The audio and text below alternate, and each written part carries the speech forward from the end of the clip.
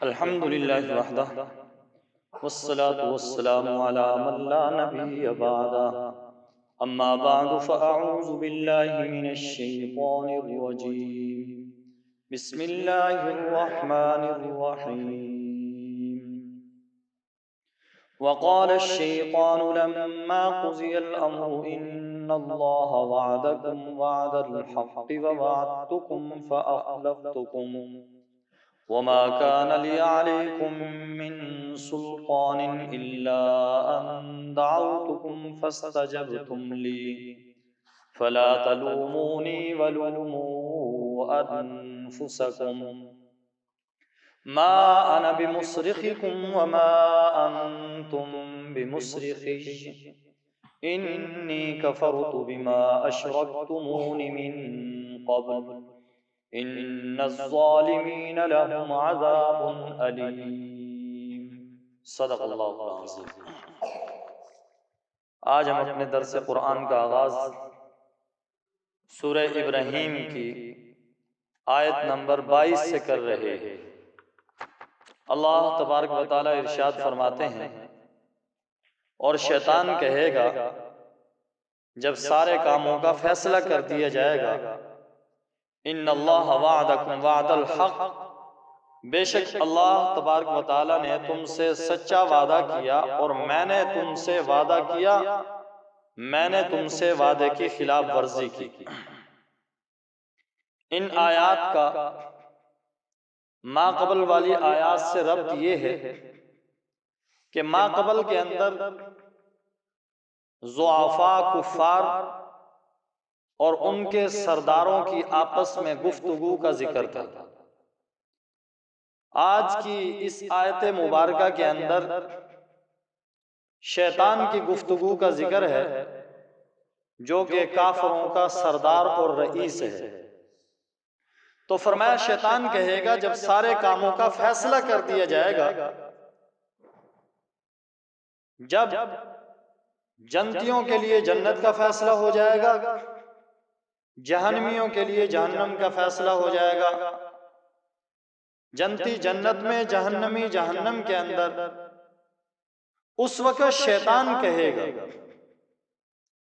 ان اللہ وعدکم وعد الحق، بے شک اللہ تبارک و تعالیٰ نے تم سے سچا وعدہ کیا، لہذا اللہ تبارک و تعالیٰ نے اس وعدے کو پورا کیا، اور میں نے تم سے وعدہ کیا، میں نے تم سے وعدے کی خلاف ورزی کی۔ اللہ تبارک و تعالیٰ نے یہ بتلایا تھا کہ یہ دنیا عارضی ہے، اصل آخرت ہے، اور اسی طرح نیک اعمال کرو گے تو ان کے ذریعے سے کامیابی ملے گی، اگر برے اعمال کرو گے تو اس پر پکڑ ہوگی۔ یہ اللہ تبارک و تعالیٰ نے وعدہ کیا، اور شیطان کہے گا کہ میں نے وعدے یہ کیے تھے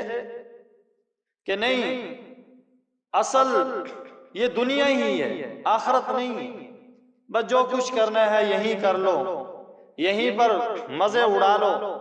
سب کچھ یہیں ہے، آخرت کے اندر کچھ بھی نہیں ہے۔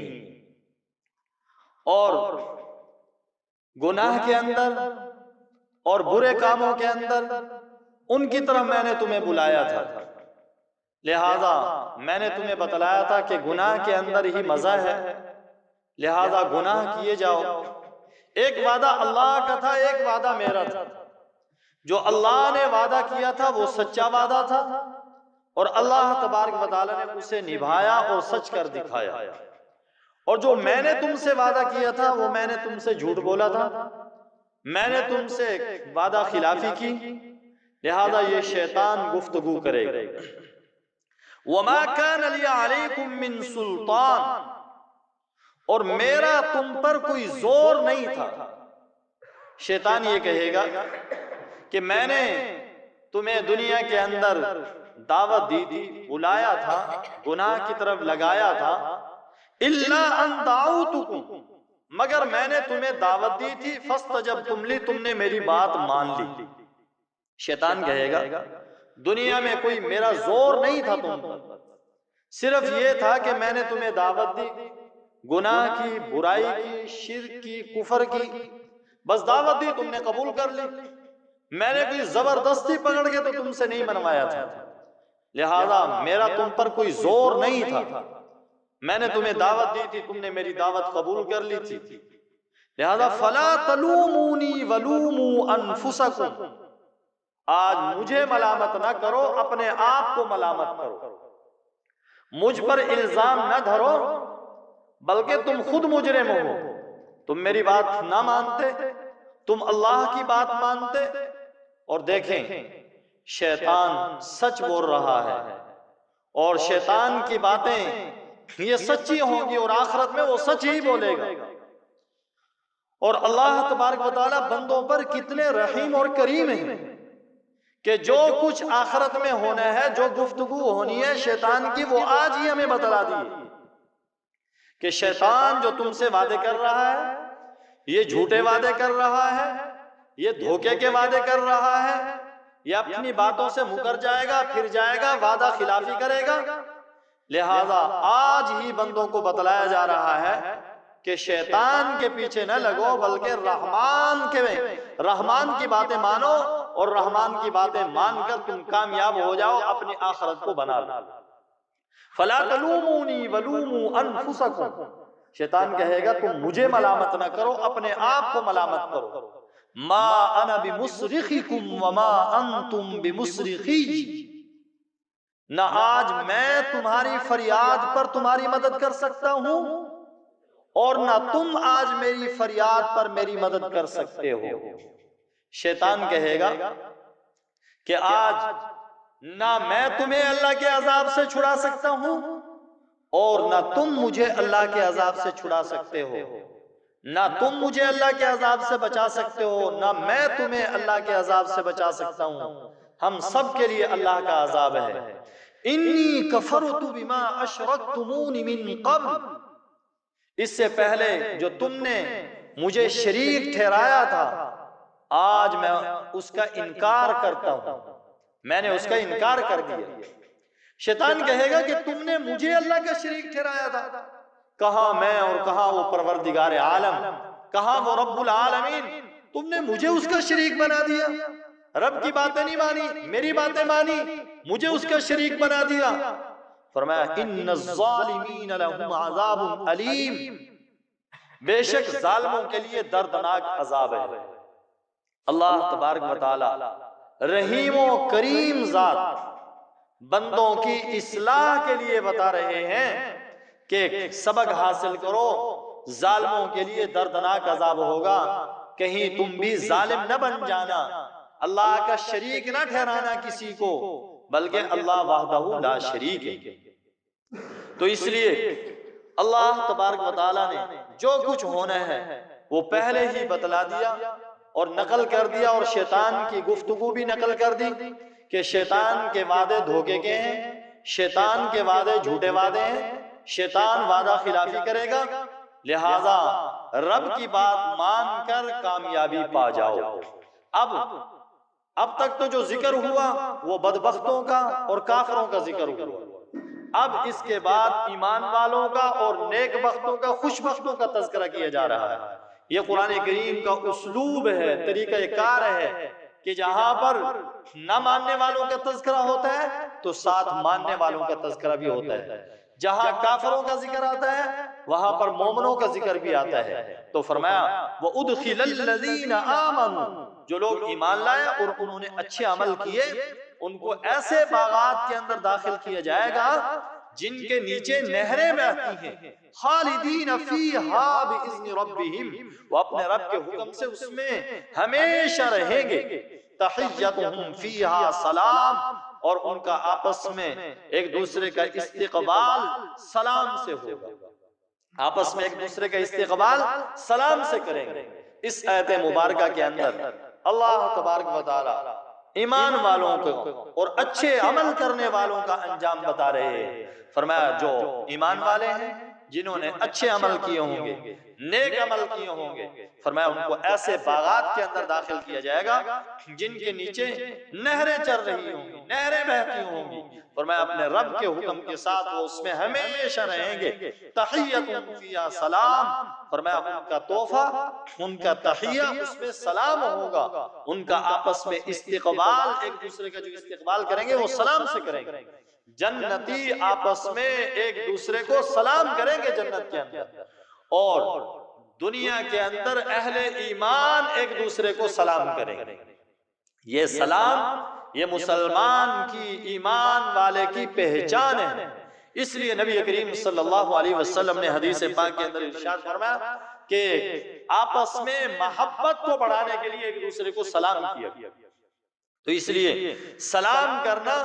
یہ آقا کی سنت ہے، سنت طریقہ ہے کہ ایک دوسرے کو سلام کیا جائے، السلام علیکم، یہ الفاظ کہے جائیں، کتنے پیارے اور خوبصورت الفاظ ہیں، اس کے مقابلے میں بائے بائے، ہائے ہائے، ٹائے ٹائے، یہ سارے بیکار لفظ ہیں، یہ کسی کام کے نہیں ہیں، بلکہ یہ بھی کہہ دوں تو بے جا نہیں ہے، خدا حافظ بھی اس السلام علیکم والے لفظ کا مقابلہ نہیں کر سکتا، کیوں؟ اس لیے کہ السلام علیکم جب انسان کہے گا اس میں خدا حافظ موجود ہے، اگرچہ یہ بہت بڑی دعا ہے خدا حافظ بھی، لیکن السلام علیکم کے اندر یہ دعا موجود ہے، اور مختلف قوموں اور مختلف مذاہب جو آپس میں ایک دوسرے کو ملتے وقت سلام کرتے ہیں اور اسی طرح مختلف جملے، مختلف الفاظ استعمال کرتے ہیں، ان کے مقابلے میں سلام سب سے بہترین لفظ ہے، السلام علیکم، اور حدیث پاک کے اندر ارشاد فرمایا جو سلام کے اندر ابتدا کرے وہ تکبر سے بری ہے، فرمایا کوئی آدمی یہ چاہے کہ میں تکبر، میرے اندر سے تکبر نکل جائے تو ایک دوسرے کو سلام کیا کرے، اور صحابہ اکرام رضوان اللہ تعالی علیہم اجمعین کی تو ایسی پیاری پیاری عادات ہیں کہ آپس میں ایک دوسرے کو سلام کرتے، بیچ میں دیوار یا درخت آ جاتا پھر ملتے، پھر آپس میں ایک دوسرے کو سلام کرتے، تو اس لیے سلام بہترین لفظ ہے، دنیا کے سارے مختلف قوموں کے الفاظ کو چھوڑ کر اگر سلام کو اپنا لیا جائے تو آپس میں پیار اور محبت کا رواج ہو جائے گا، اور دیکھیں سلام کرنا سنت ہے اور اس کا جواب دینا یہ واجب ہے، لیکن یہ سلام کرنے والی سنت،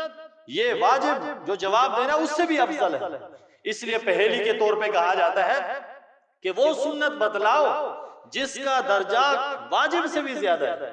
تو وہ یہی سنت ہے کہ سلام کے اندر پہل کرنا، ایک دوسرے کو سلام کرنا، سلام کے اندر پہل کرنا، یہ سنت ہے، لیکن اس کا درجہ جو جواب دینا ہے واجب اس سے بھی بڑا ہوا ہے، تو اس لیے اللہ تبارک و تعالیٰ سے دعا ہے کہ اللہ تبارک و تعالیٰ ہم سب کو آپس میں سلام کو رواج دینے کی توفیق نصیب فرمائے، اور جنتی جب جنت میں جائیں گے فرشتے ان کو سلام کہیں گے، خود رب العالمین ان کو سلام کہیں گے، سلام قولا من رب الرحیم، اور جنتی آپس میں ایک دوسرے کو سلام کریں گے۔ دعا ہے اللہ تبارک و تعالیٰ سے کہ اللہ ہم سب کو بھی آپس میں زیادہ سے زیادہ ایک دوسرے کو سلام کو رواج دینے کی توفیق نصیب فرمائے۔ وآخر دعوانا